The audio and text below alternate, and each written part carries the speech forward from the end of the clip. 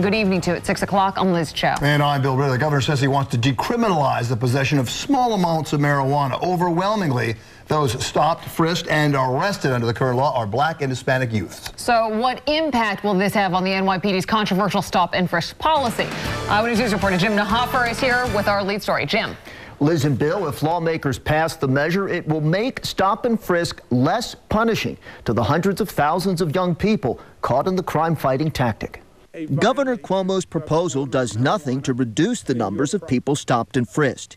It does make it less likely that those stopped with a small amount of marijuana will be arrested. Young person has a small amount of marijuana in their pocket, and that's a violation.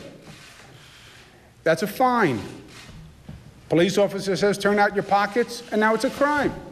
I mean, who could defend against that? Under Mayor Bloomberg, the stopping of mostly innocent people has increased sevenfold. Caught in that widening net, more than 400,000 people tossed into the criminal justice system for a small possession of marijuana. More than 10 times as many arrests for marijuana under the Bloomberg administration than under the Giuliani administration. The New York Civil Liberties Union believes decriminalizing marijuana could reduce the number of stops and frisks. It should, because it reduces the incentive to stop and frisk people without suspicion. Cuomo is not the first governor to try and rein in stop and frisk. In 2010, Governor Patterson signed a law preventing the NYPD from keeping a stop and frisk database of hundreds of thousands of innocent people.